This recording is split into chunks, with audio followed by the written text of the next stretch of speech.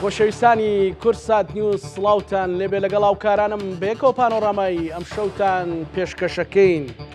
دووبارە مەترسی لەسەر پرسی موچە هاتۆتەوە گۆڕ ڕێکەوتنێک هەبوو. ڕێکەوتنەکە بڕیار بوو کە 230,000 بەرمیل نەوت ڕۆژانە ڕادەست بکرێت و 120 ملیار مانگانە ڕادەست بکرێت و پرۆسەی تەوتین و هەژماری منەکەش دەمز بکرێ و مانگانە موچە بنێردێت. موچەی مانجی پێنج دوای 90 ڕۆژ هات. بەڵام ئێستا ئێمە چاوەڕوانی ئەوەی موچەی مانجی شەش و مانجی حەوتی موچەخۆرانی هەرێمی کوردستان بێت. بەرنامەی لەسەرەکەی تاوتوێەکەین شۆڤەیەکەی زانیاری کۆکەینەوە وازی لەبەرەوەی ئەمە مافێکی سەرەتایی فەرمانبەران و موچەخۆرانی هەرێمی کوردستان. تا خەبەرەکان هەواڵەکان بۆ شێوەیەن کە بەڕاستی قسەیەک هەیە کە ئەمڕۆ ئەنجومەنی وەزیرانی حکوومەتی هەرێمی کوردستان بە فەرمی ڕایانگەان بەهۆی ئەو هێرشایان و پەلامارە درۆنیانەی کە هەیە چی نەوتماوە بڕەنەوتە ڕادستی سۆمەوەکەن. ئەمەنیەت پاکێکی زۆر باش بۆ 120 ملیارەکەش هەرچەندە وتیانە قورسە هەموو مانجێک، بەڵام ئەمە لیژنەی بۆ پێکاتوە. تا ئێستا بابەتەکە بەو شێوەیە ئەڕوان هیچ گرێ و گۆڵەیەک نییە. بە هیوای ئەوەی وە پرسیاری ئەوە ئەکەی کەی موچەی مانجی شەش دێت. بۆ پانۆڕامای ئەم شەو میوانداری دوو بەڕێزمان کردو بەڕێز سروە محەممەد ئەندامی ئەنجومەنی نوێنەرانی عێراق بەخێر بێت سپاسەکەم بۆ دەرفەتەوە بەڕێز نەجیبە نەجیب ئەندامی خولی پێشووتری ئەنجومەنی نوێنەرانی عێراق بەڕێزیشان لە دهۆکەوە دگەلمەیە بە وەکو ئەرفی میواندارێتی کە هەرچەندە هەمووتان خاون ماڵ و نەجیبەخانی شەر خاون ماڵە، بەڵام لەبەرەوەی دوورە پرسیار بکەین لە نەجیبەخان سڵاو لێبێ ئەم کاتت باش.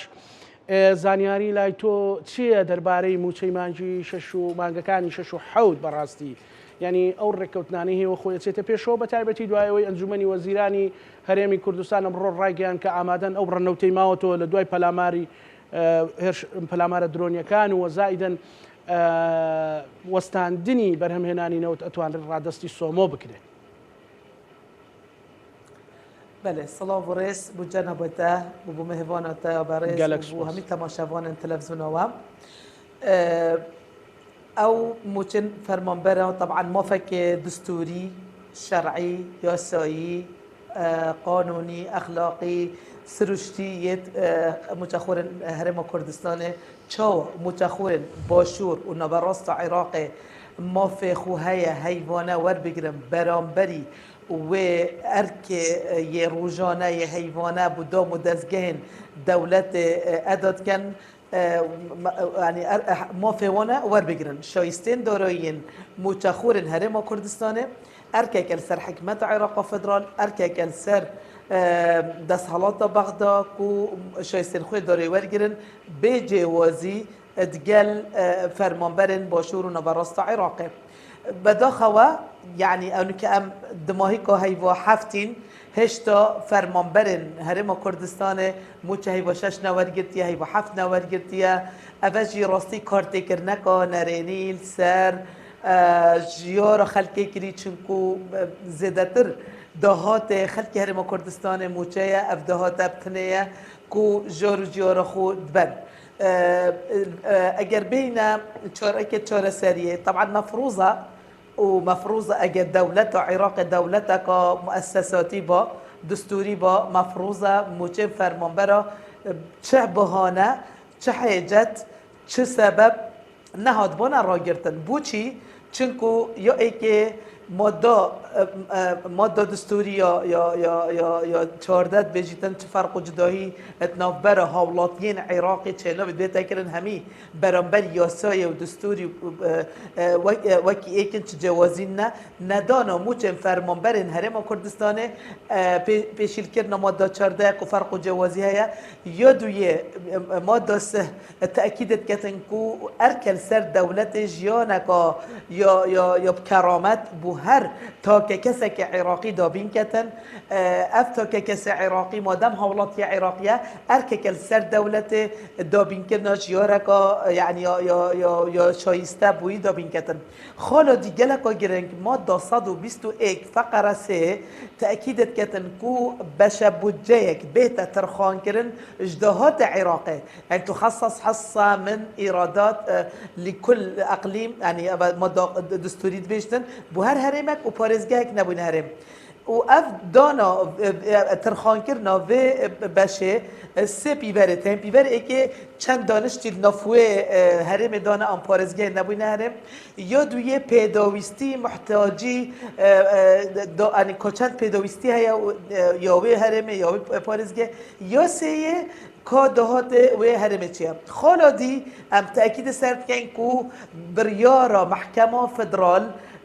تأكيد السرهند كري كهولاتيين هرم كردستان تايبت موچخور هرم كردستان مفروضة نبنى قربانيا خلافات السياسية نوبرا هرم كردستان وحكمة عراق فدرال اگر خلافك نفطيها بيت يا نفطيها بيت مفروضة بيتا چورا سركن بريكا يا سايا ديالوك وابجي هر يعني اوريكا چند صالة هاتيا بكار اينان بله تو سزادانا موچخورا بكي ابد چينا بيتن خالدي دين ركفتن هاتا امضا كرن ركفتن بو بريارا انجمن وزيران العراق فدرال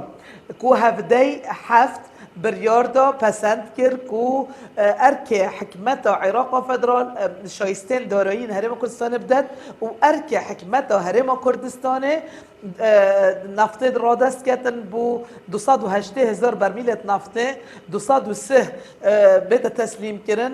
و 50,000 جی وک بو بجن استهلاک محلی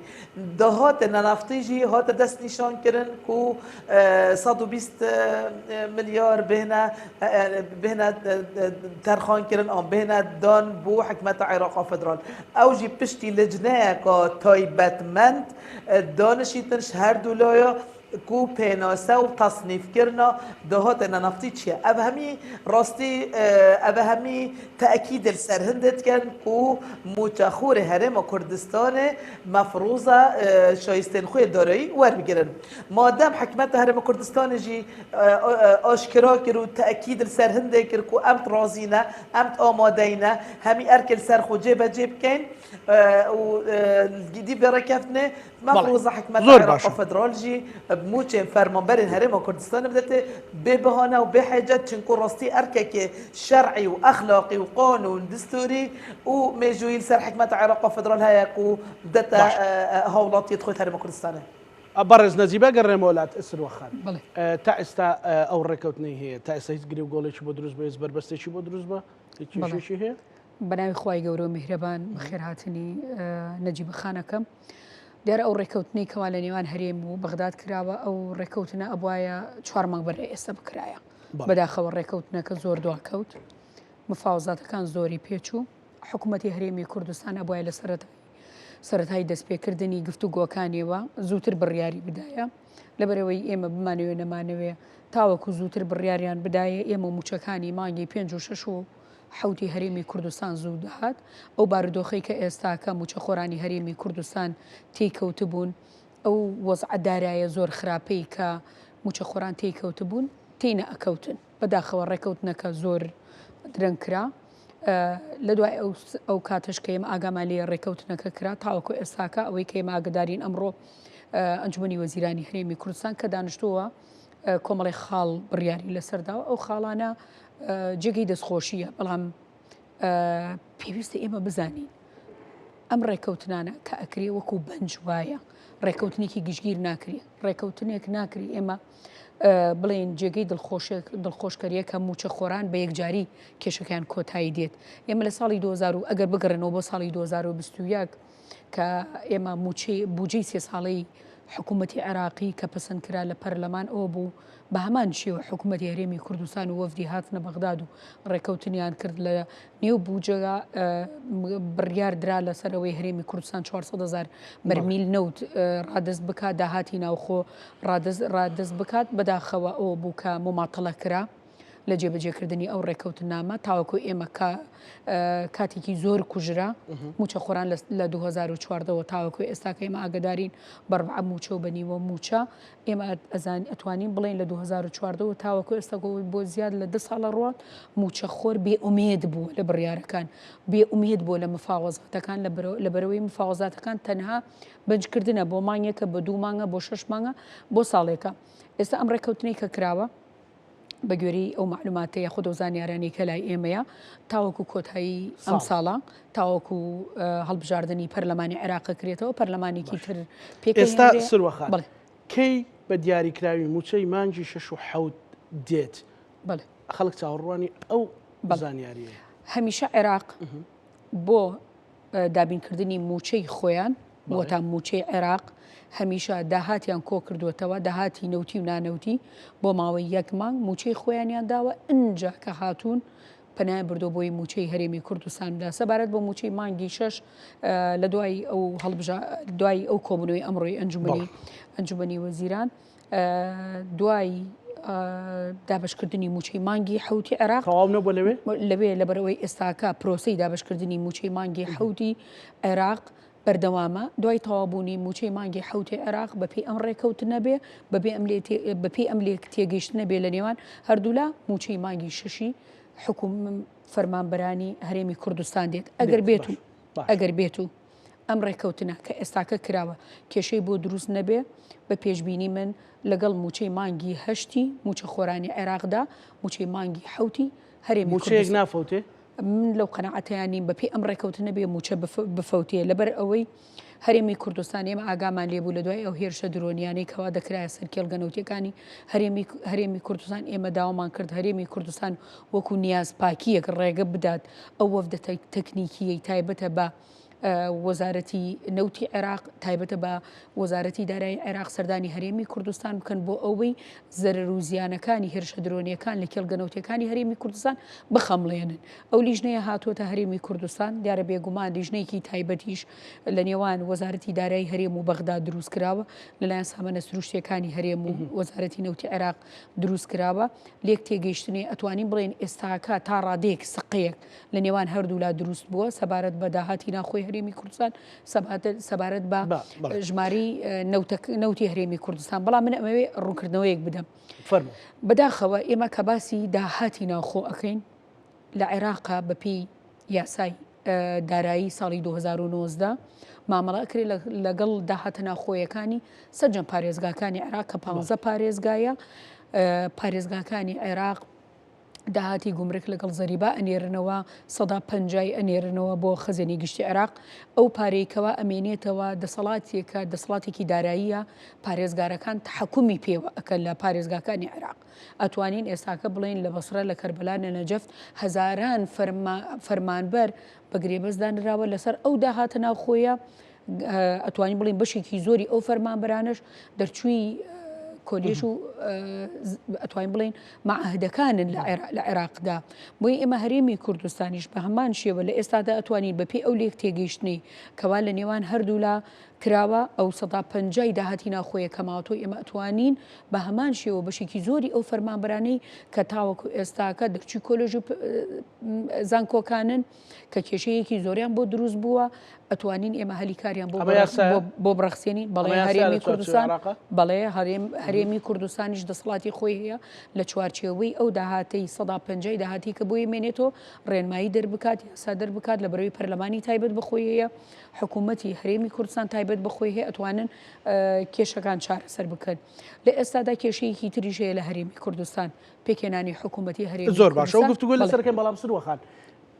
نەجیبەخانی ژووتی ئەم کێشانە کێشەی سیاسین چکە ئەمە حەقێکی دەستوری و شەرعی و هەموو بابەتێکە پێت وایە ئەوەی تا ئێستا هەیە کێشەی سیاسین یاخود کێشەکان ئەو تەکنیکانن مثلن 150 داهاتی نانەوتی مەسەل کە پێڵن داهاتی ناوخۆ مەسەلن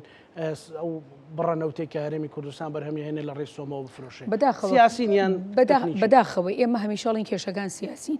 بەڵام ڕاستە بەشێکی کێشەکان سیاسی بەشێکی زۆری کێشەکان سیاسی نییە پەیوەندی بەلایەنی تەکنیکیەوەیە ئێمە وەکو هەرێمی کوردستان بەشێکی لە عێراق بەپێی دەستوری ساڵی 2025 بەپێی ئەو دەستورە ئێمە دەسەڵاتی فیدراڵیمان هەیە هەرێمێکی فیدراڵین لە چوارچێوەی حکوومەتی عێراق ئەبێ سەلاحیەتەکانی خۆمان بەپی دەستور پێمان درراوە ئەبێ ئێمە کار بکەین لەسەر ئەو سەلاحیەتانی کە پێمان درراوە.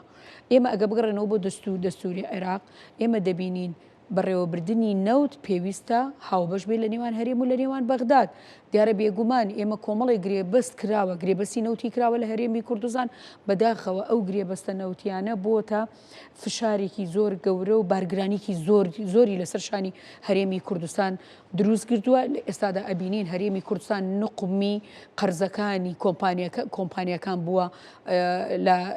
دەروی عێراق و لە دەروی هەرێمی کوردستان. بەڵام لەگەڵ ئەوەیە ئێمە ئەتوانین بڵێن تا ڕادەیەک ئەو کێشەیە بەرەو چارەسەرکردنەوە لە بەرەو دادگای فیدراڵی ئەڵێ ئەو گرێبەستانەی کە کراوە گرێبەستی یاساین. بەڵام ئێمە نابێ هەمیشە تووشی کێشە بین لەگەڵ عێراقا بگەڕێنەوە بۆی بڵێن کێشەکان سیاسی کێشەکان سیاسی. ئایا ئەو التیزاماتەیە خود ئەو پابندی لەسەر حکوومەت هەرێم جێبەجێ کردووە؟ منەڵێم نەخێر هەرێم هەموو پابندیەکانی جێبەجێ نەکردووە. دیارە عێراقیش بێگومان کێشە دروست ئەکا. ئێمە هەمیشە لەگەڵ عێراقا وتومانە ئەوە ئێمە ئەڵێن هەرێمی کوردستان هەرێمێکی خراپە، خەمی ماف و خەمی ئیمتیازات و خەمی نانی هاوڵاتیەکانی خۆی ناخوات پێویستە عێراق بێتە سەرخەت لە بەرێمە بەشێکین لە عێراق ئەمریکا لە کێشە زۆر گرنگیەکان. ئێمە ئەگەر بگەڕین بۆ عێراقیشی مەبینین چەندین ساڵ داعش لە مووسڵا بوو موچە ئەڕۆشت لە عێراقەوە بۆ مووسڵ ئەبینین سەدایەک و دوی موچەی عێراق دەبڕێرێ و دەنێرێت بۆ هەنێ دەوڵەتی تر. دەبینی لە قمەی عەرەبیە ملیۆنان دۆلار عێراق بەهدێ یاخود بە مکافەئە ئەتوانین ئەیداتە لوبنان. بەڵام عێراق لە هەمان شێوە ئەیتوانی بڕیارێکیش بدات سەرڕای ڕێکنەکەوتنەکان بارودۆخی موچە خۆرانی هەرێمی کوردستان بارودۆخەنەکەی. باشە نەجیبەخان بەڕێزە دەندامی ئەنجومەنی نوێنەرانی عێراق بووی لە ڕابردوودا مەسەلەن پێت وایە کە بەتەواوی کێشەکان سیاسین بەڵام سرۆخان کێستان دامی ئەنجومەنی نوێنەرانی عێراق و پێی وایە کە کێشەکان هەمووی سیاسینی زۆر جار هەرێمی کوردستان ئەو یاسایانی کە خۆشمان وەکو مژدا ئەو یاسا بودجە ئەڵێم کە جێبەجێمان کرد و تومانەوە ئەگەر 400,000 بەرمیل ڕادەست بکرێ و یان هەرێمی کوردستان پابند بێەوە هەموو مانجێک مەعاش دێ و موچە دێ و ئەوانە. بەڵام هەرێمی کوردستان خۆی ئەڵێ هەموو جاری التیزاماتەکانی جێبەجێ نەکردووە. ئەمەش هۆکارێک نییە کە بێ متمانەیەک دروست بێ لە نێوان هەرێمی کوردستان و بەغدایە بۆ بە تایبەتیش ئەو دەستیەمان پێ بکرێت. هەر مهواناتەیە زۆر بەڕێز تأكيد کرد کو بریارە بەغدا سیاسیە چونکو ئەو خۆیت بێژیتن حکمەتە عێراقا فدرال پارێ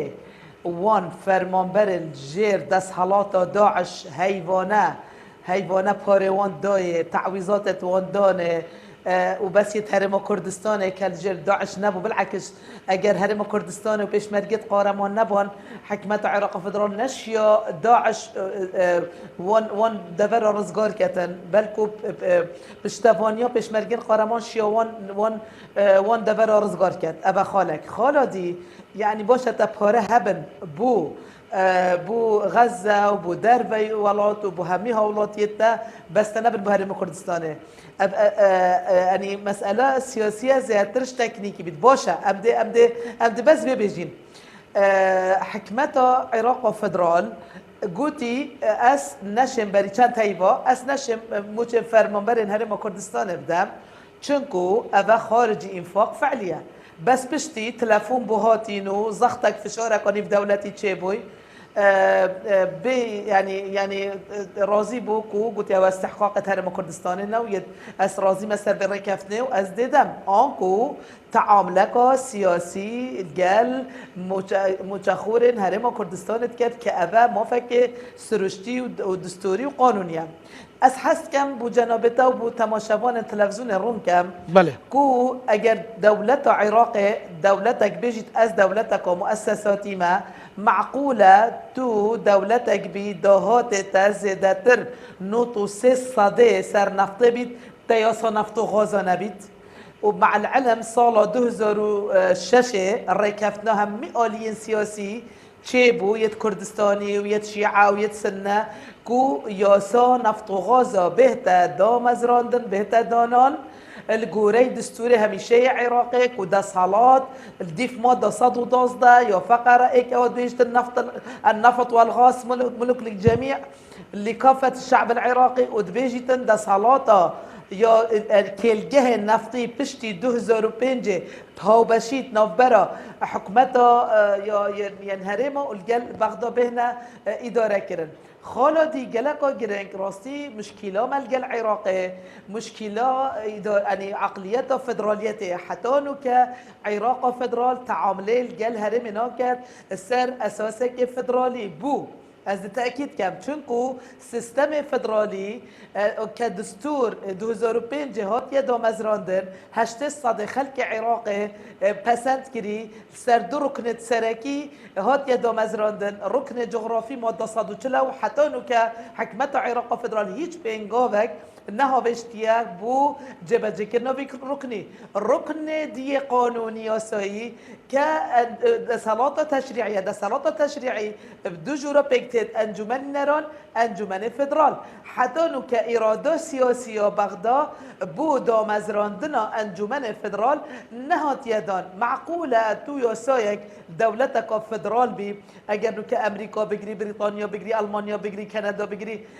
نمونه فدرالیته دو انجمن تاین تفلتره که هی هر یاسایک در کبیتن پارستنا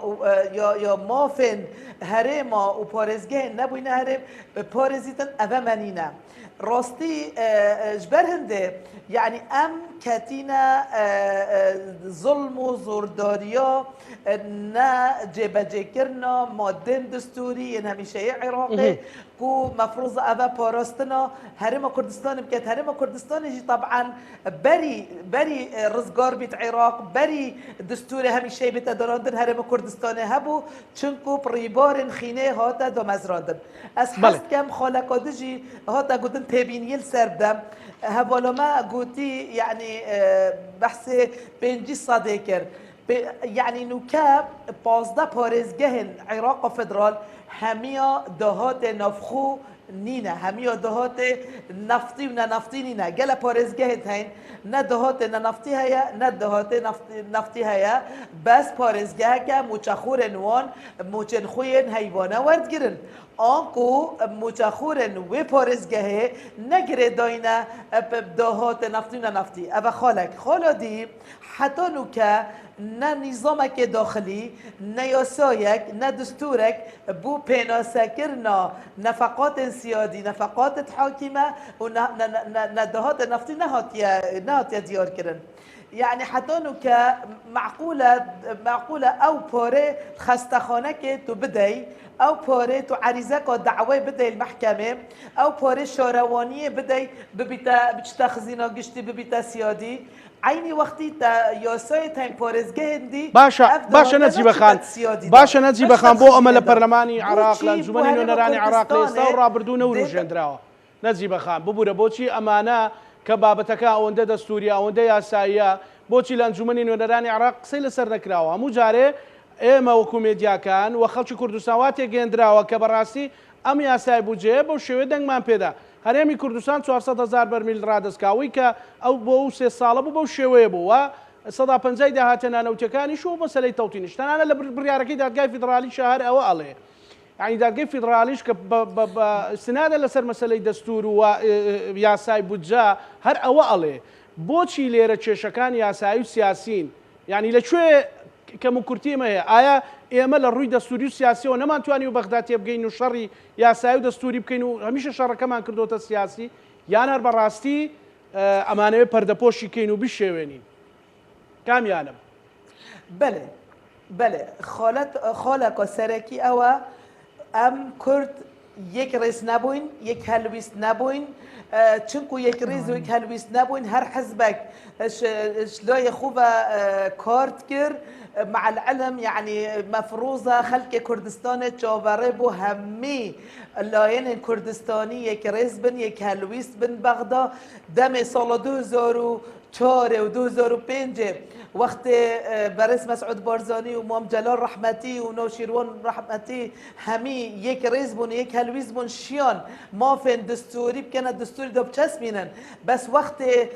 احزاب کردستانی بونه گلک لاین و همی هاتن شینا بروانیش مافت کرداب کن گلک شوانا راستی رابون دجاتیا هرم كردستان که دجات یا ما في كردستان که طبعا ابا خال عيني وقت يجي برانبري ما حكمت عراق فدرال مبدا زورينا بكار اینا البرلماني مبدا زورينا ناف انجمن وزيران آنکو هر بریارک وقت البرلمان در کدبا کردا قبیل کرد با قبیل نکرد با زورينا دا چیتن و اوجی الگوره به سیستم انتخابات کو بخو دام از راندی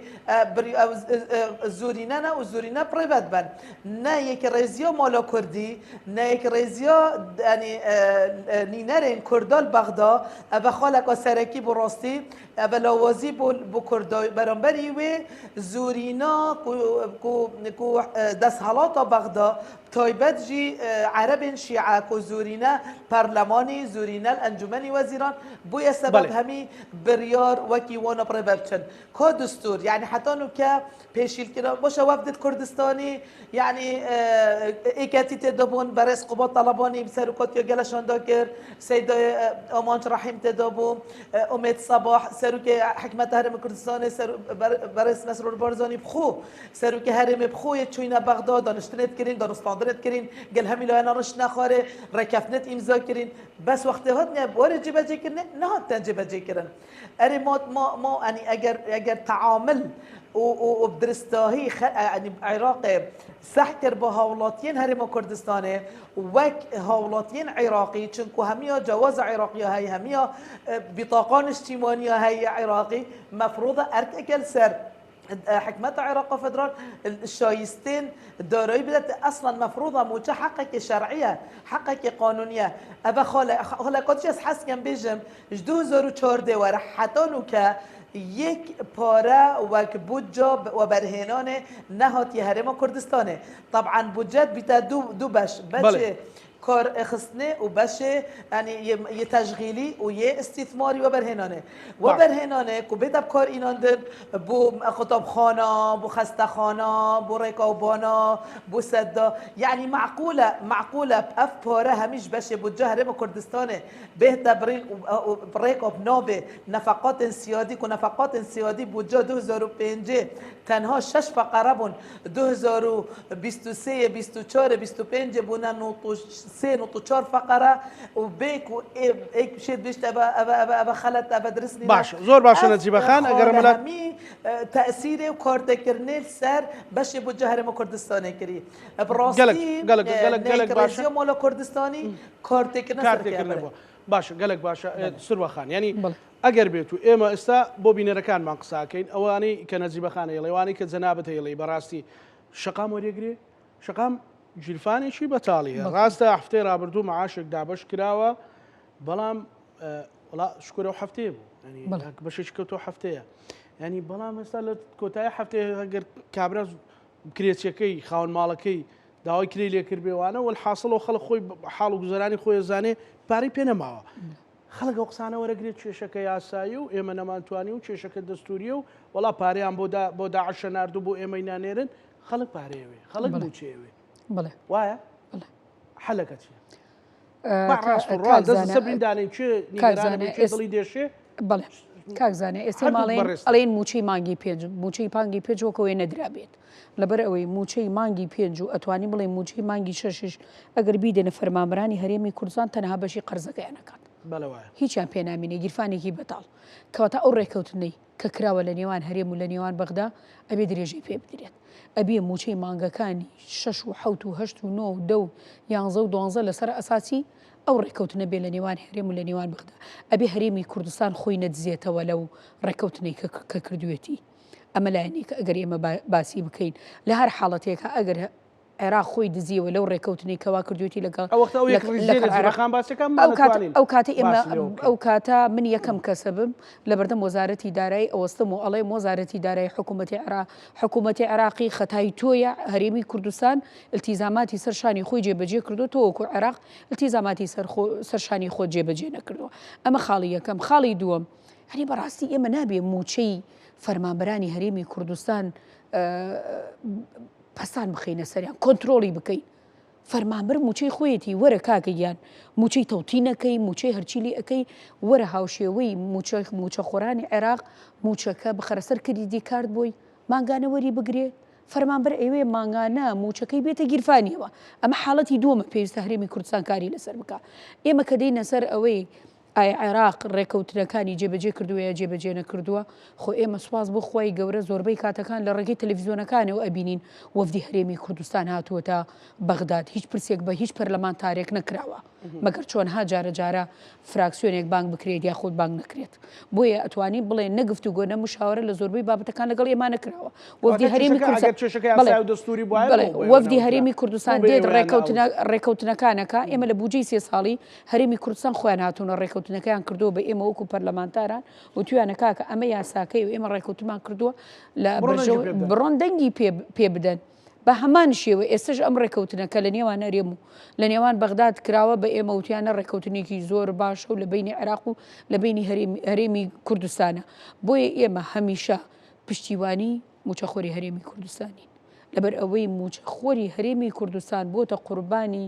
کێشەکان با نایبنین کێشەی سیاسی کێشەوانی ئێوە چیەکە پشتیوانیەکە ئێمە وەکو پشتیوانی ئێمە دیارە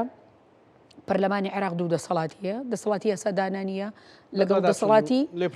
لێپرسینەوە چاودێری کردن ئێمە وەکو پەرلەمانی عێراق لە ئێستادا چاودێری ئەو ڕێکەوتنەکەین لە نێوان هەرێم و لە نێوان بەغداد کراوە ئەگە لە هەر حاڵەتێکە هەرێمی کوردستان ئەم ڕێکەوتنی کە کردوێتی ئەمڕۆ ئەنجومەنی وەزیرانی هەرێمی کوردستان ئەڵێ ئێمە ڕەزامەندی لەسەر 1 2 3 4 ئەگە هەرێمی کوردستان لە هەر حڵێکە پابند نەبوو من دێم لەم تەلەڤیزیۆنەوە ئەڵێم فەرمانبەرانی هەرێمی کوردستان پابند نییە هەرچەند تاوەکو ئێستەی کە من و تۆ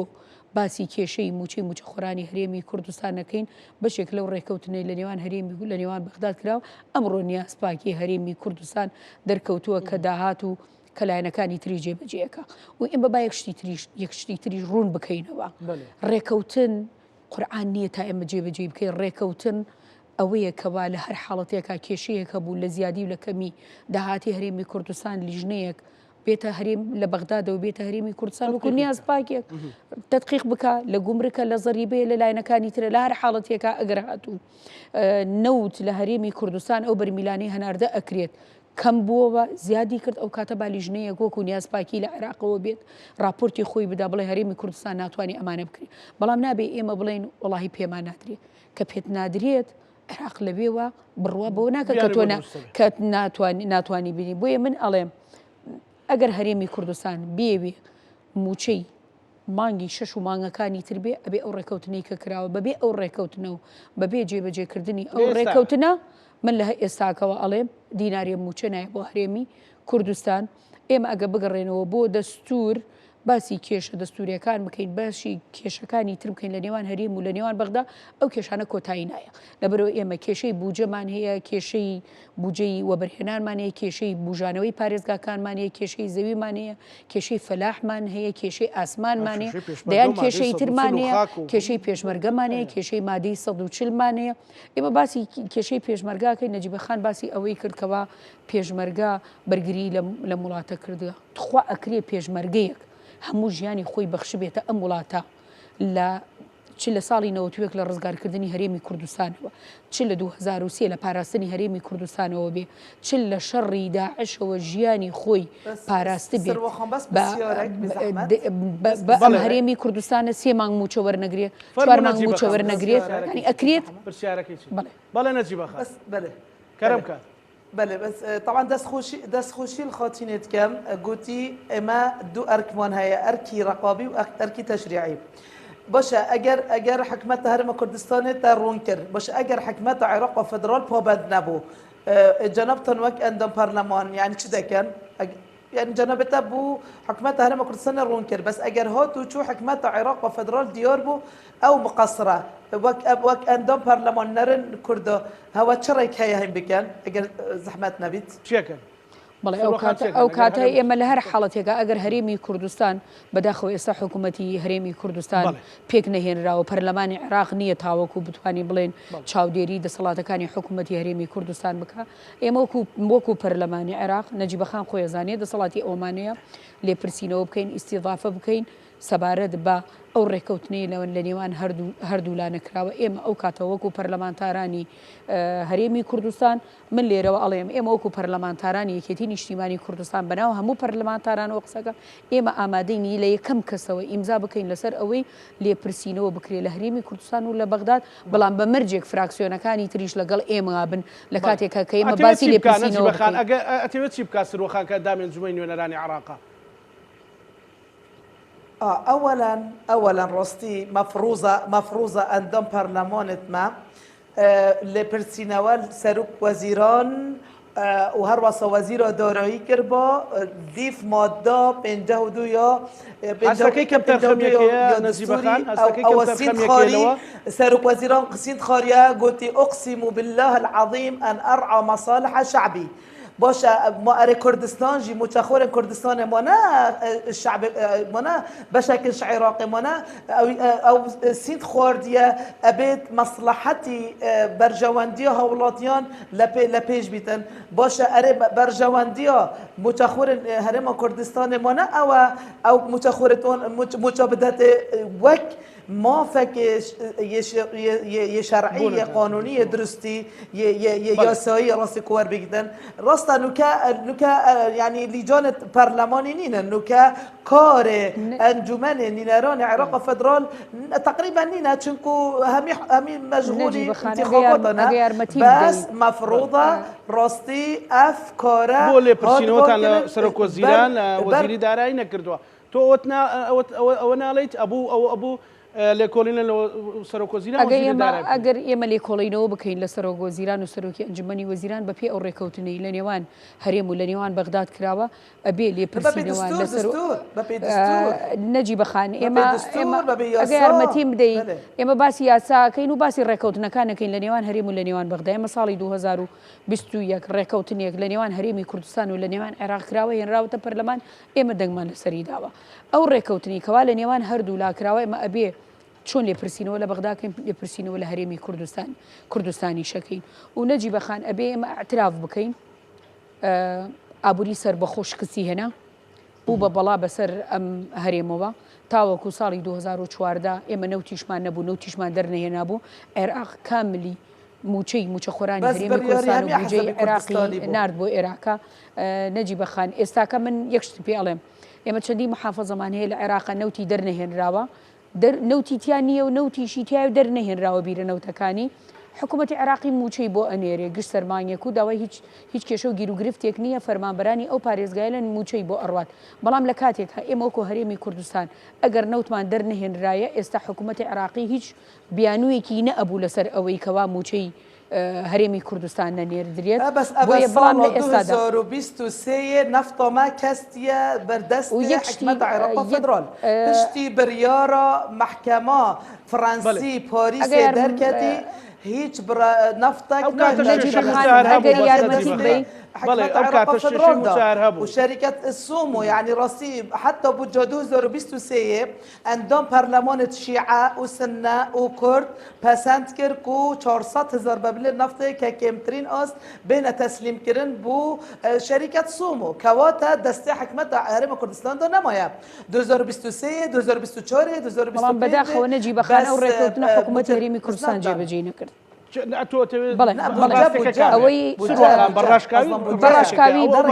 من بەڕاشکاوی ئەڵێم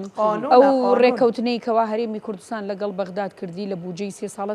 سەبارەت بە ڕادستکردنی 400,000 بەرمیل نەود بە کۆمپانیای هەرێمی کوردستان ڕێکەوتنی کرد لەگەڵ عێراقا 400,000 بەرمیل نەود تەسلیمی عێراق بکە حکوومەتی هەرێمی کوردستان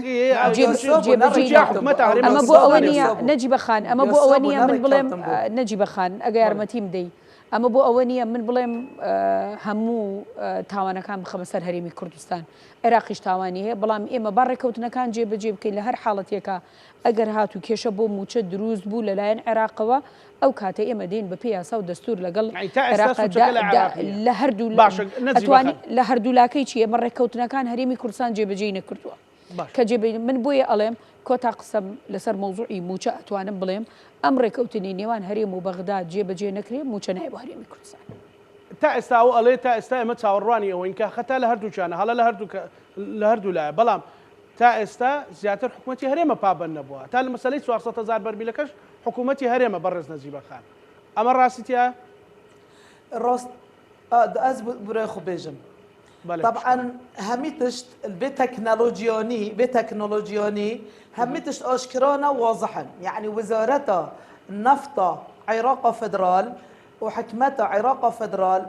GPS تخو وبتكنولوجياني تزانيتن چند نفتشو چند نچو چند هيا چندينا وچندين شاندت ديوان رقابة مالي العراقي هاتي نهر ما كردستاني امشين بيجين هيوانه مانگانه يعني همشه بيجين هر دو هيوا جاره كجي او